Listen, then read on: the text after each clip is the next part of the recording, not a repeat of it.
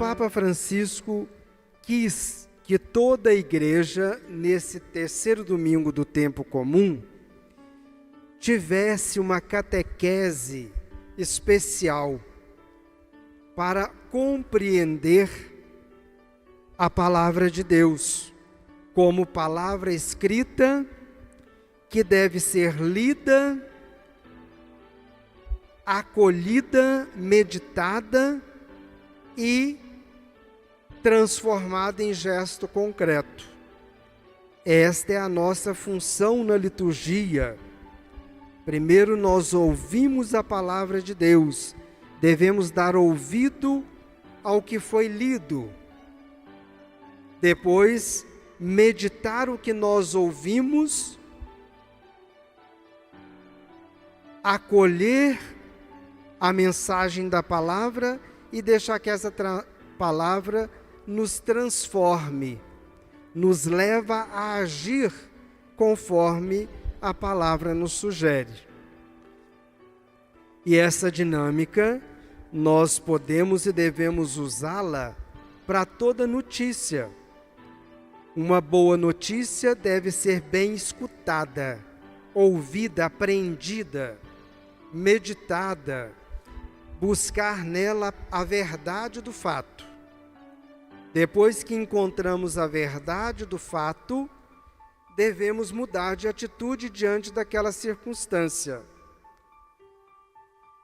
E assim, nós temos hoje, na primeira leitura, talvez uma das orientações mais bonitas de uma ação litúrgica no Antigo Testamento. O povo de Deus tinha sido escravizado, exilado, tirado da cidade de Jerusalém. O templo de Jerusalém foi destruído, com tudo que estava lá. Os vasos sagrados tinham sido levados, roubados pela Babilônia. E quando o povo é libertado da Babilônia, eles voltam para Jerusalém, a cidade ainda está destruída. Governado por Neemias e pelo sacerdote Esdras, o povo se reuniu em praça pública para decidir por onde vamos começar a reconstruir o nosso povo. E decidiram pelo templo, o lugar sagrado.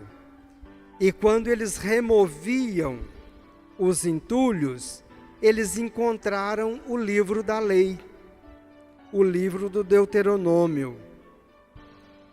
E encontrando o livro, depois de muitos anos perdidos debaixo daqueles escombros, eles ergueram um altar em praça pública diante do templo. E então Neemias convoca o povo em assembleia e Esdras começa a ler o livro da lei às 6 da manhã, que vai até ao meio-dia. E o povo chora de alegria por ter reconstituído a lei de Deus, por ter encontrado aquela palavra, aquele tesouro que iria orientá-los para reconstruir Jerusalém, reconstruir a sua vida. Quando eu meditava sobre esta palavra, preparando a celebração, me veio todas essas notícias que nós recebemos nesses últimos dias. Quantas cidades destruídas, quantas famílias destruídas pela chuva, por terremotos, por tantos lugares no mundo. E eu pensei exatamente nisso, por onde recomeçar? E a palavra de Deus vem gritando a nós, por onde recomeçar? Ouvindo a palavra de Deus, deixando ser orientado por essa palavra, para reconstituir a nossa vida. e a vida do nosso povo. Na segunda leitura, São Paulo vai falar que nós somos um corpo e todos nós formamos o corpo de Cristo, que é a igreja. E nenhum membro do nosso corpo pode agir só, deve estar integrado. Se Cristo é a nossa cabeça, nós devemos seguir ao Cristo. E assim poder participar da vida de Deus, como Deus vem participar da nossa vida em Jesus Cristo.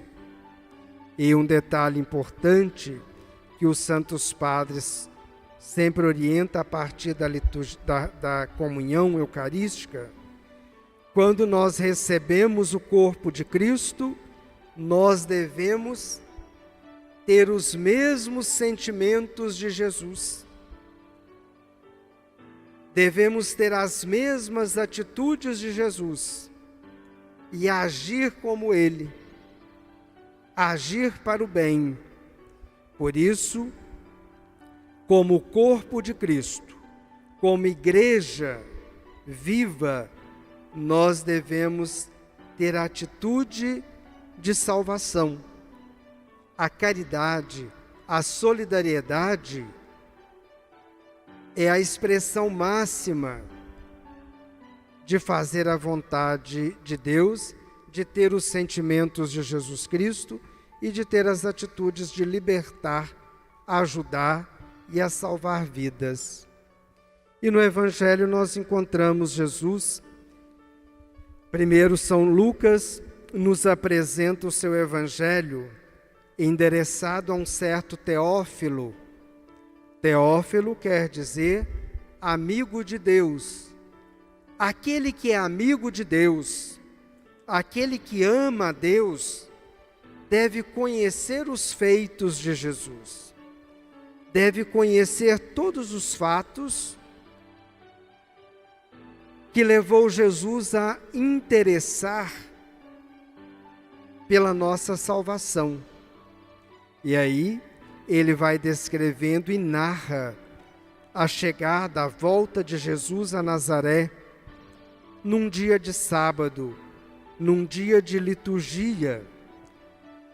E Jesus chega à sinagoga e é dado a ele um livro do profeta Isaías. Ele abre o livro e começa a ler esta passagem que nós acabamos de ouvir, onde ele vai dizer que o Espírito de Deus está sobre mim. Ele me enviou para libertar os pobres, me enviou para dar vida aos que estão cativos, aos que estão necessitados. E hoje nós lembramos quem são os pobres de hoje. Toda a humanidade está empobrecida de saúde, pela pandemia e por tantas outras situações que avassalam a vida da nossa humanidade. Portanto, a palavra de Deus nos é dirigida a todos nós, para que nós tenhamos salvação e para que nós possamos proporcionar essa salvação. A salvação no sentido de dar vida e vida plena, vida digna a quem não tem. E aí, temos que considerar, sim, os pobres de bens materiais, mas também aos pobres, aos empobrecidos de saúde, aos empobrecidos de consciência, que às vezes se deixa levar por dominadores, que dominam a consciência com ideologias, ensinamentos falsos, leva a humanidade, leva a sociedade a adormecer-se diante das tragédias, diante do mal. é preciso estar atentos, é preciso deixar ser convocado pelo Espírito de Deus. Assim como aquela primeira assembleia foi convocada para ouvir a palavra de Deus através do sacerdote Esdras, é preciso de estarmos atentos, ouvidos atentos, para ouvir a verdade, para buscar a verdade, para agir na verdade de Deus, que só ela pode nos salvar, só ela pode nos dar vida e nos devolver a dignidade. Todos nós devemos usar a palavra para edificar, para transformar, para nos recuperar, levando-nos à ação da solidariedade, da caridade, do amor fraterno e, acima de tudo, de querer ser irmão, de querer ser de um mesmo povo, uma mesma assembleia que deve ser guiada pelo Espírito Santo de Deus.